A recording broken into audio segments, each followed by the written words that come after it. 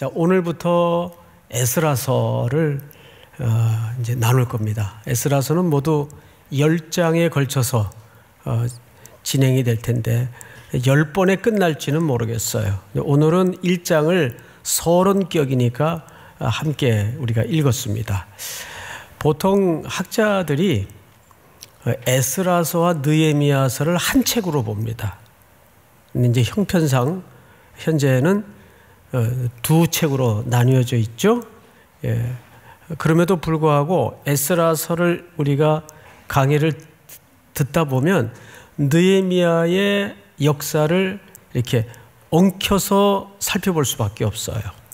동시대의 사건이기 때문에 그럴 수밖에 없습니다. 에스라는 이제 포로 귀환 과정에서 귀환한 선지자죠. 오늘 1절을 보시면 그 역사적 배경이 소개되어 있어요. 바사 왕. 여러분, 이 바사라는 표현은 한국식 표현이죠. 우리 그 프랑스를 우리말식으로 부르면 뭐라고 부르는지 아세요? 불란서. 이게 이제 한자 표기대로 부르다 보니까 그런 발음이 나오는데 원래 프랑스죠. 이렇게 바사는 우리말식 표현이고 원래는 페르시아. 근데 이 페르시아 제국의 그 왕이 고레스였습니다. 근데 이전에는 어떤 나라가 세계를 지배했던 형편이었는가 하면 여러분 익숙하게 잘 알고 있는 성경의 아주 중요한 그 무대가 되는 바벨론입니다. 바벨론이 천하무적의 국가였죠. 오늘날 뭐 이렇게 미국 같은 경우라고 생각하면 좋아요. 그러다가 세계가 격동의 시기에 들어갑니다. 그래서 새로운 강국이 일어나면서 바벨론을 먹어버려요. 그 강국이 바로 오늘 여기 등장하는 페르시아, 바사 제국입니다. 그러면 이런 격동의 역사와 유대민족, 그리고 오늘 이 글을 수천 년 후에 읽고 있는 이 독자에게, 나 한 사람이라는 개인에게 도대체 무슨 연결고리가 있길래 이 말씀이 우리에게 읽어야 되고 필요한 말씀이 될까? 분명히 중요한 연결고리가 있습니다. 원래 바벨론 제국 시대에 히브리인들은 끌려갔어요. 포로로 있는 중에 세계 질서가 재편이 된 겁니다. 그래서 페르시아에 의해서 바벨론이 망하면서 졸지에 유대 히브리인들은 어느 나라 속국이 되어버린 거죠? 예, 페르시아의 노예가 되어버린 거예요. 근데 이때 페르시아의 왕이 고레스입니다. 고레스가 왕이 되자마자, 그러니까 왕이라는 표현보다는 황제가 맞겠죠. 황제가 되자마자 1절을 잘 보세요. 바사왕 고레스 원년에 여호와께서 예레미야의 입을 통하여 하신 말씀을 이루게 하시려고, 놀랍게도 세계는 나름대로 힘의 균형에 의해서 먹히고 하는 격동의 역사로 난리가 났지만, 놀랍게도 하나님은 그 깊은 역사의 정통을 뭘로 관통하냐 하면 하나님의 계획으로 관통을 해버려요. 그러면서 이 역사의 격동 시기가 살금살금 하나님의 경영에 의해서 포로로 붙들려 있던 유대 히브리 노예들과 서서히 연결고리를 갖게 됩니다. 자, 이게 오늘 우리가 시간 속에 얹어진 인생들이 세상을 이해해야 되는 중요한 원리예요.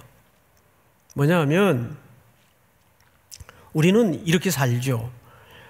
주일 하루는 빵끝 하나님의 질서대로 살아요. 뭐 흉내라도 어쨌든 그렇게 살아요. 예배도 드리고 형제들끼리 자매들끼리 교제도 하고 뭐 정말 거룩한 날로 살죠. 근데 바로 월요일 아침이 되면 한 주간 동안은 또 세상의 질서와 힘의 논리로 버무려진 6일의 시간 속에 살아갈 수밖에 없어요. 이 둘은 적어도 우리 성도들의 삶의 패턴에서는 분리가 돼 있어요. 그래도 예수 믿는 사람들은. 그런데 하나님의 일하시는 방식은 이게 섞여 있단 말이에요. 그래서 우리가 젊은 날의 시간 속에 하나님의 의미와 뜻을 구분하기가 썩 쉽지가 않아요. 왜? 이게 섞여 있기 때문에.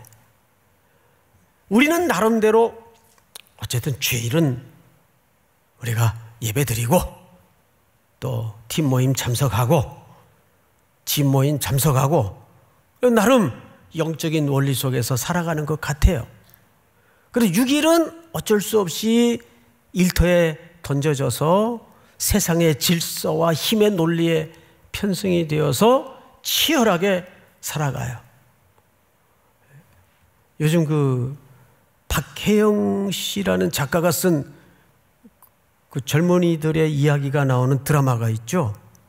나의 무슨 해방기? 나의 뭐죠? 에? 나의 해방기 맞나요? 제목은 잘 모르겠어요.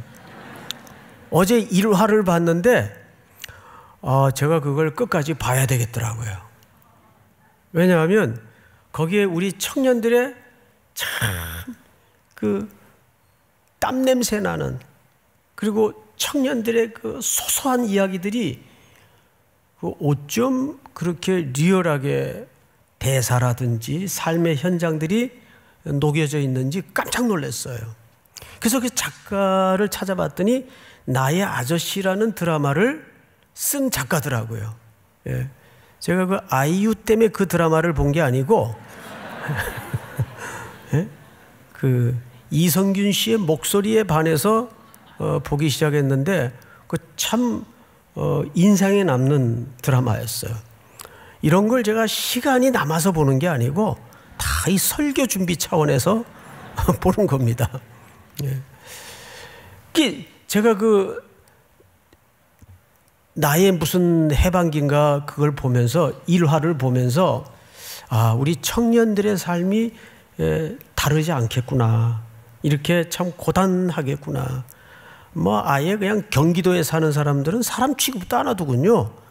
인서울만 성공한 사람 마냥. 근데 시대의 정신이 그렇더라고요, 보니까. 세상이 그래요. 어쩔 수 없어요. 그래서 우리 청년들이 직면하는 현실은 더 지독하게 아픈 게 많겠죠. 드라마를 보면서 한켠에 눈물이 나더라고요. 야, 참 이렇게 사는구나. 이렇게 치열하고 혹독하게 사는구나. 우리 교육자님들은 꼭 보세요. 예? 우리 청년부 교육자님들은. 그러니까 하나님의 시간표가 그렇게 흘러가요. 이렇게 따로 구분되어서 흘러가는 게 아니고 이렇게 섞여서 흘러가기 때문에 우리가 하나님께 시선을 잠깐 떼면 이게 헷갈리게 됩니다.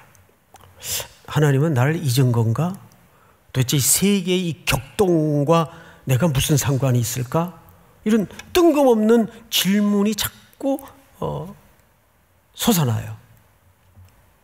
지금 성경의 배경은 바벨론이 패망하고 새로운 신흥 제국이 일어난 때예요. 근데 그때에 놀랍게도 성경 기자는 예레미야에게 하신 하나님의 말씀을 이루시려고 이렇게 돼 있어요. 여기서 우리가 뭘 확인해야 되죠? 이 역사의 주어, 역사의 주권은 누구에게 있다? 하나님께 있다는 거예요. 그 하나님이 여러분들의 머리털까지 세신 바 되신 우리의 시시콜콜한 삶의 문제까지도 통치하시고 주관하시는 하나님이시라는 것을 잊어서는 안 돼요. 믿습니까? 자, 성경을 맞아 보십시다. 1절 하반절에 바사 왕 고레스의 마음을 어떻게 하셨어요? 감동시키심에 그가 온 나라에 공포도 하고 무슨 조서를 내렸어요. 자, 앞을 보실까요? 바사 왕 고레스 왕은 이방 왕입니다. 그렇죠? 근데 하나님께서 그 왕의 마음을 어떻게 하셨대요? 감동시키셨대요. 여기서 말하는 감동이라는 것은 거칠게 직역을 번역을 하자면 이런 뜻이에요. 확 잡아채서 마치 강력한 바람에 이렇게 탁 던져놓듯이 나의 어떤 힘으로 주체할 수 없는 움직임을 얘기하는 거예요. 이거 하는데 이게 내 힘으로 지금 어떻게 되는 문제가 아니라는 뜻이에요. 누구에게? 이방의 제국의 황제에게. 그럼 보세요. 그럼 이 사람이 하나님을 믿는 사람이었나? 그건 속단할 수가 없어요. 하나님이 고레스에게 감동을 했다니까, 감동시켜서 역사를 움직이신다니까 어떤 일부 신학자나 목회자들은 이 고레스가 하나님의 쓰임받았던 종이다, 이렇게 단정적으로 해석하는 분들이 있는데 성경에서는 그걸 단정적으로 설명한 적이 없어요. 그래서 이 사람이 하나님을 믿었는지 안 믿었는지는 불확실해요. 하나 중요한 것은 악인도 하나님이 다스립니까 안 다스립니까? 이방 나라도 주의 주권 속에 있는 거예요. 우리 금요일 밤마다 보았던 내용처럼 북이스라엘의 왕 예후도 누가 기름 부었어요? 하나님이 기름 부었어요. 그를 어쨌든 하나님의 역사의 방편과 도구로 사용하시려고. 근데 그의 말로는 어떻게 됐나요? 비참하게 끝났어요. 그러니까 하나님이 감동시켰다고 해서 꼭 하나님을 믿었다 이렇게 단정할 수는 없어요. 그런데 분명한 것은 하나님의 도구로 쓰임받는 것만은 틀림없어요. 자, 그러면 그가 도대체 감동해서 공포도 하고 내린 조서가 뭐냐? 그 조서의 내용을 여러분들이 직접 한번 읽어주시기 바랍니다. 2절 조서의 내용입니다. 시작. 바사왕 고레스는 말하노니 하늘의 하나님 여호와께서 세상 모든 나라를 내게 주셨고 나에게 명령하사 유다 예루살렘에 성전을 건축하라 하셨나니. 놀라운 조서를 내린 거예요. 놀라운 사실을 공포한 거예요. 지금 포로로 붙들려 있는 저 변방의 소수민족인 이 히브리인들에게 첫째는 고향으로 돌아가서 너희 하나님 성전을 재건해라, 이 공포를 조서를 통해서 한 거예요.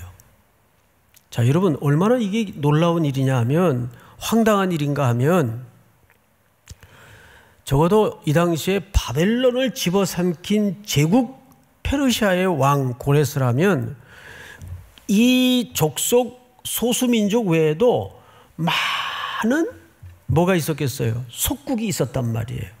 그러면 이제 격변기 속에 황제가 결정하고 다스려야 될 일들이 얼마나 많아요. 작은 대한민국도 인수위원회가 들어서 가지고 이제 정권 교체 준비를 하는데 이렇게 복잡하고 시끄러운데, 이건 한 나라가 아니란 말이에요. 제국이라면 여러 나라가 주변에 있었을 게고, 그 중에 히브리 노예들은 극히 작은 집단에 불과해요. 그런데 이 대제국의 황제가 그 소수민족에 불과한 히브리 노예들을 향해서 그것도 아주 구체적이고 자세하게 공포를 하고 조서를 내렸어요. 이게 가능한 일인가 그 말이에요. 그런데 얼마 있다가 그 이후에 유물 하나가 발견이 됐는데, 그 유물이 키루스의 원통이라는 함이 하나 발견이 됐어요. 키루스의 원통. 여기서 말하는 키루스라는 말은 고레스를 키루스라고도 부릅니다. 고레스의 다른 발음이에요. 그 고레스의 원통 하나가 발견됐는데 그 안에 전문가들이 해석을 해보니까 그 당시에는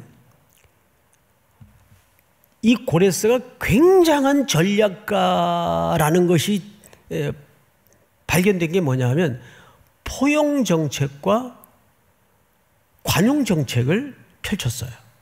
보통 이제 제국이 돼서 망하는 경로가 뭐냐 하면 문화 말살, 언어 말살, 정신사 말살, 이래서 완전히 그 나라를 종속시키려다가 반발과 반감을 사서 반기를 일으키고 제국이 무너지는 경우가 비일비재했어요.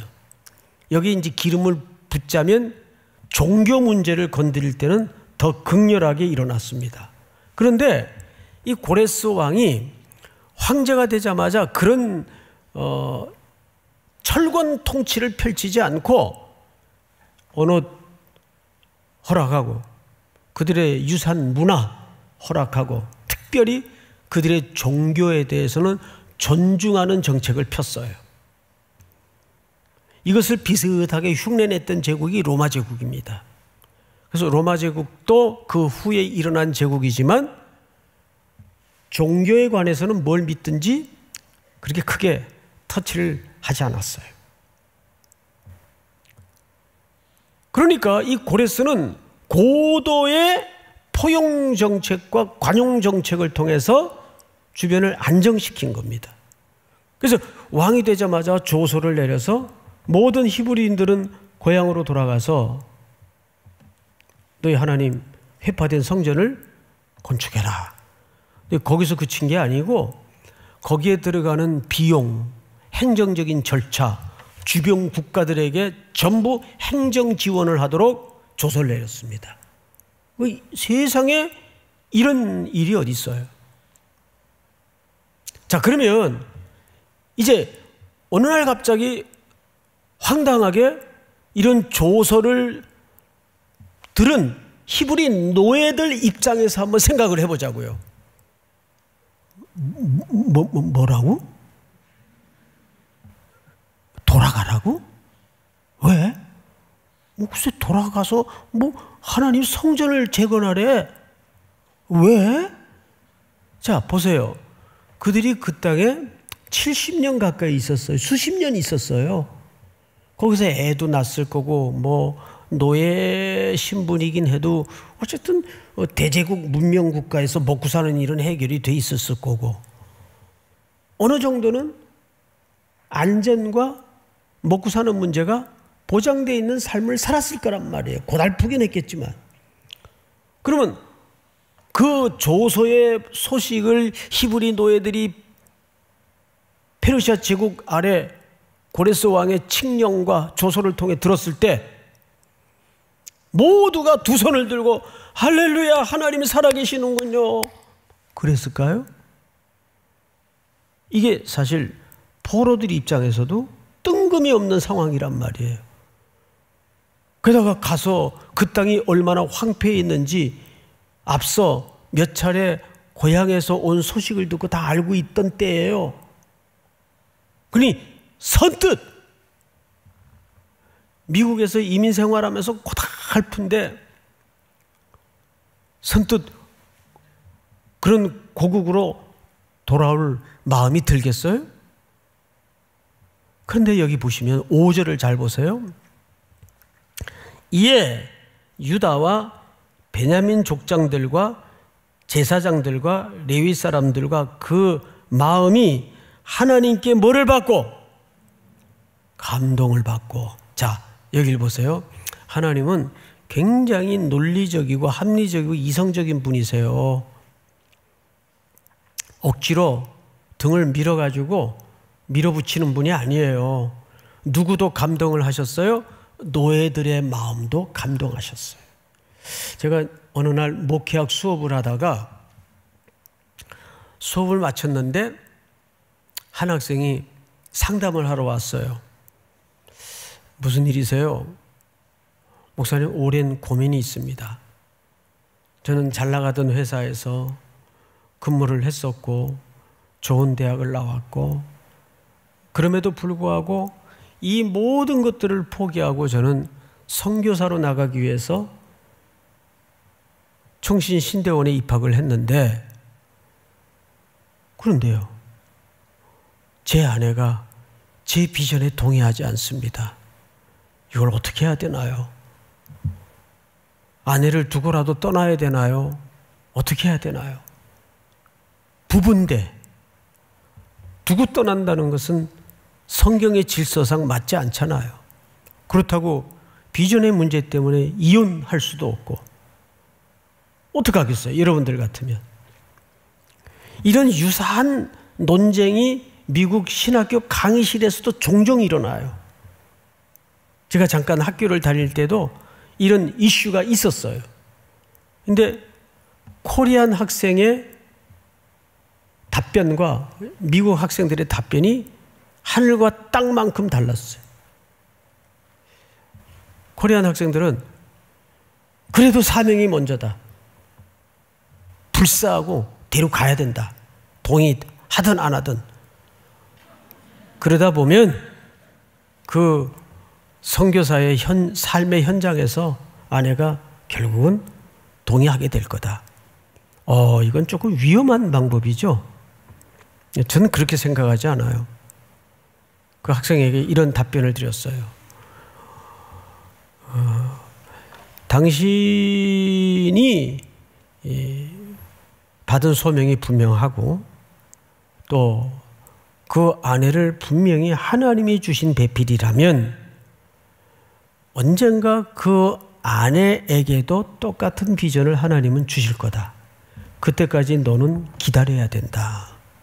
그런 얘기를 했어요. 제가 답을 하고 나서도 어쩜 그렇게 지혜롭게 대답을 했을까? 그게 맞는 거 아니에요? 예?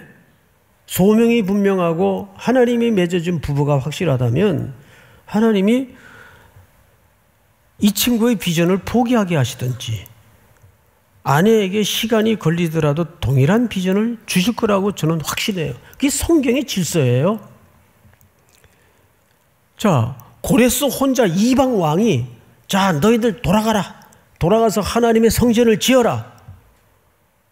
막 하나님께 감동이 돼가지고 그렇게 조서까지 내렸는데 행정 모든 지원 다 해주고 물자까지 다 도와준다고 했는데 포로들은 정작 별로 마음이 없어요.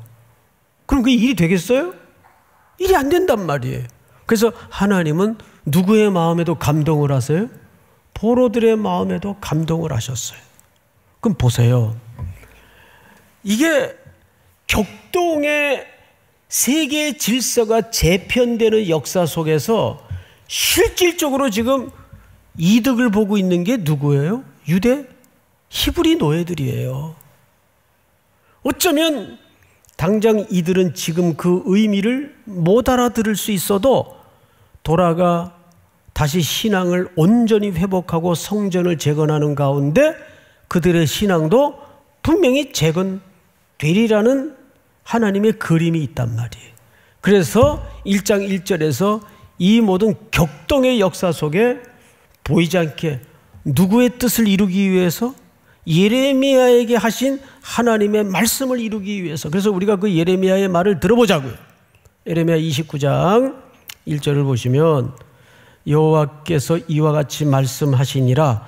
바벨론에서 70년이 차면 내가 너희를 돌보고 나의 선한 말을 너희에게 성취하여 너희를 이곳으로 돌아오게 하리라. 다음 절 시작. 여호와의 말씀이니라. 너희를 향한 나의 생각을 내가 아나니 평안이요 재앙이 아니니라. 너희에게 미래와 희망을 주는 것이니라. 지금 이 선지자가 하나님께로부터 받았던 히브리인들에 대한 구원의 계획이 역사의 격동기 속에 지금 이루어지고 있는 걸 우리가 확인하고 있는 거죠. 여러분, 제가 지난 월요일 날 미국에서 열리는 KWMF 세계 선교사 서밋 컨퍼런스라고 해서 지도자 대회 강사로 초대를 받아서 급히 다녀왔습니다. 금요일 새벽에 도착을 했는데 저는 그냥 갈 때 일정도 너무 빡빡하고 비행기 이틀 있고 정작 미국에 머문 시간은 2박 3일밖에 없어요. 그런 일정에 제가 가야 되나 해서 주저했는데 그 집행부 임원들이 직접 저희 교회에 찾아와 가지고 강력하게 강사 요청을 하길래 또 내가 뭐라고 간다 안 간다 건방을 떠나 싶어서 예 알겠습니다. 그리고 이제 순종을 해서 다녀왔단 말이에요. 그래서 저는 이제 비행기를 탈 때 그냥 4시간만 채우고 좀 낮은 좀 쉬어야 되겠다. 전자상가나 좀 돌아보고 쉬어야 되겠다. 야무진 계획을 가지고 도착을 했는데 이게 코로나 이후에 그동안 전부 폐쇄되었던 우리 세계에 흩어져 있는 3만여 명가량의 선교사들 중에 대표들만 한 200명이 오셨어요. 그리고 그 대표들이 나름대로 오랫동안 코로나 기간 동안에 전략과 연구를 해서 발표하는 그런 컨퍼런스예요. 그러니까 굉장히 중요한 전략 컨퍼런스였더라고요. 그래서 1시간 1시간을 빼놓을 수가 없어요. 그래서 아침 8시부터 밤 10시까지 꼬박 앉아서 그 강의를 다 들었네요. 제가 2가지만 얘기를 할게요. 그 컨퍼런스의 주제는 코로나 이후에 세계 선교는 어떻게 될 것인가. 이게 큰 아젠다였는데 전문가들에 의해서 논문 발표를 통해서 제가 청취한 결론은 너무너무 놀라운 하나님의 경륜을 발견하지 않을 수가 없었어요. 그 전문가들이 이런 얘기를 합니다. 항상 세계사적으로 전염병이 일어난 다음에는 경제난이 일어난다는 거죠. 경제난이 일어나면 반드시 벌어지는 게 뭐죠? 전쟁이에요. 지금 기가 막히게도 똑같은 흐름으로 저 동유럽 쪽에서 전쟁이 벌어지고 있어요. 이 21세기 이 문명 천지에 전쟁이 벌어지고 있어요. 그럼 전쟁이 벌어지면 발생하는 게 또 뭐죠? 난민 문제예요. 그리고 그 주변 국가와 세계인들의 그 영적인 공포예요. 야, 이러다 우리도 이 덤탱이 쓰는 거 아닌가? 한국도 지금 긴장하고 있단 말이에요. 미국도 긴장을 하고 있고, 러시아는 말할 것도 없고, 가장 비참한 것이 우크라이나 백성들이고, 터전을 잃어버리고 지금 동유럽 국가로 쏟아져 나오고 있는 난민들 문제예요. 그래서 그 주변에 동유럽 국가에 파송된 선교사님들이 이 너도 나도 할 것 없이 전부 쏟아져 마음을 먹고 힘을 모아가지고 지금 그들을 돕고 있는데 뜻밖의 얘기를 해요. 목사님, 제가 우크라이나에서 지금 사역하다가 왔는데 전도지 가지고 그냥 던지는 대로 그리스도를 구주로 영접합니다. 그 이런 표현을 써요. 대추수의 기회입니다. 대추수의 기회. 그러니까 전염병, 경제난, 전쟁, 난민, 공포의 심령들, 거기다 복음만 던져도 어디서든지 추수가 이루어진다는 거예요. 이걸 대추수의 기간이다. 이게 선교사적으로 세계를 바라보는 정확한 사이클이라는 거예요. 우리나라도 언제 제일 교회가 부흥했는지 아세요? 전쟁 끝나고 난 다음이에요. 6.25 직후에 가장 강력한 부흥이 일어났어요. 그런데 그 다음에 선교사들이 너나 할 것 없이 던지는 말에 제가 가슴이 아팠던 거는, 근데 목사님 지금 선교사 동원이 안 됩니다. 그리고 동원하는 나이대가 몇 살인지 아십니까? 50대에서 60대가 제일 많이 선교사로 파송이 되고 헌신을 한다는 거예요. 제일 비참한 연령대가 여러분 같은 20대는 거의 전무하다는 거죠. 20대는 이제 선교사 동원에 거의 백지 상태라는 거예요. 그래서 그 가슴 아픈 보고를 받고 비행기를 타고 인천공항에 내렸는데 메일이 한 통 들어왔어요. 뭔가 하고 열어봤더니 시드 선교회에서 20대 선교사들을 찾는 초대의 글이 삼일교회 담임 목사 앞으로 보내어져 왔더라고요. 목사님, 제발 청년들을 좀 선교사로 보내주십시오.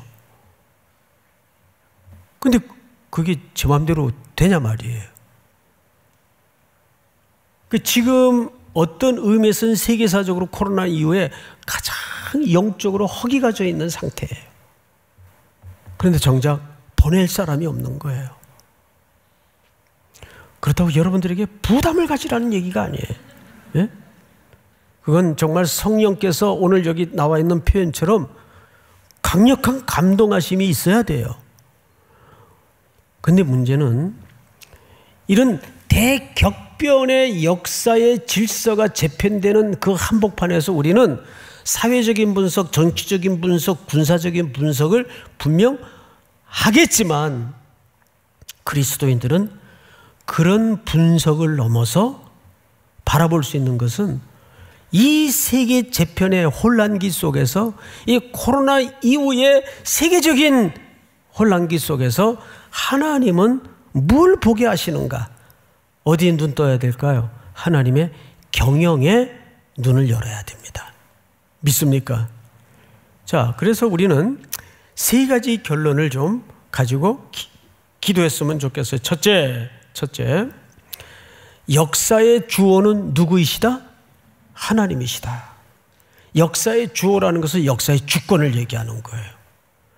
요셉이 개인사적으로는 참 험난한 일생을 겪었어요.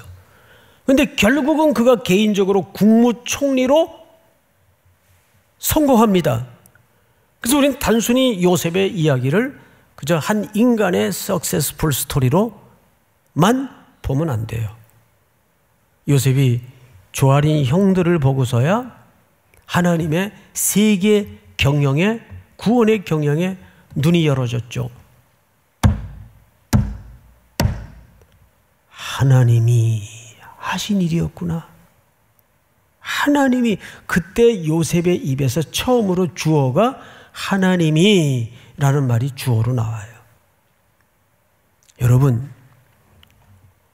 우리 청년들이 고단한 일생을, 고단한 시간을 지금 살아갈 수밖에 없지만 그건 여러분들이 무슨 못났거나 잘못해서가 아니라 이 사회적 지금 상황과 구조가 여러분들을 그런 현장으로 내민 기성세대들의 책임이 분명히 있어요.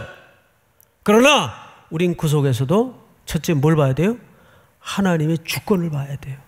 여기에 우리는 면밀하게 하나님의 경영이 무엇인가를 볼 수 있는 하나님의 주권의식의 눈을 열어야 됩니다. 믿습니까?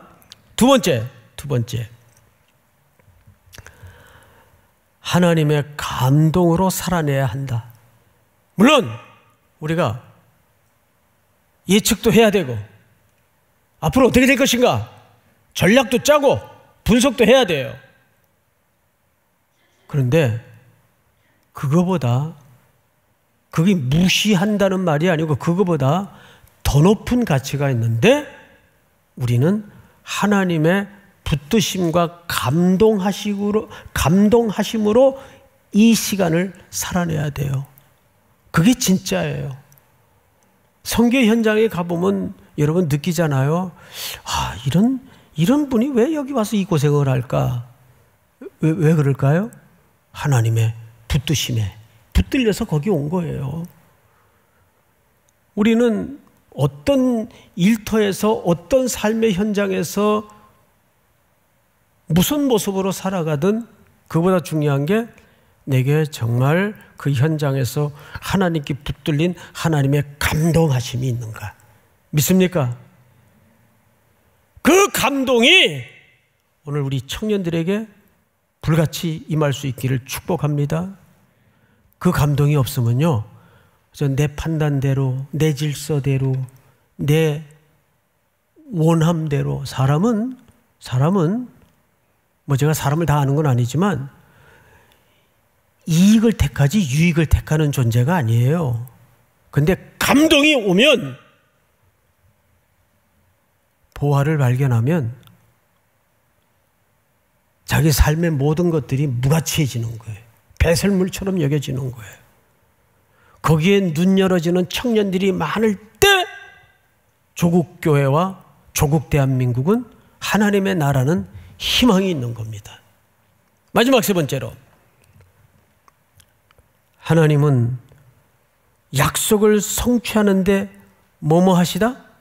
열심이시다. 그러니까 이 모든 세계의 격변의 역사 속에 우리는 뭘 발견했어요? 하나님이 예레미야를 통해서 이 히브리 노예들을 구원하시겠다는 하나님의 열심을 발견하지 않습니까? 그 하나님의 열심이 여러분 생애 속에도 있을까요, 없을까요? 있단 말이에요. 있단 말이에요. 분명히 있어요. 믿습니까? 이 세 가지 약속을 붙들고 또 한 주도 담대하게, 용기 있게, 감동에 붙들려 살아내는 복된 한 주간이 될 수 있기를 축원하고 축복합니다.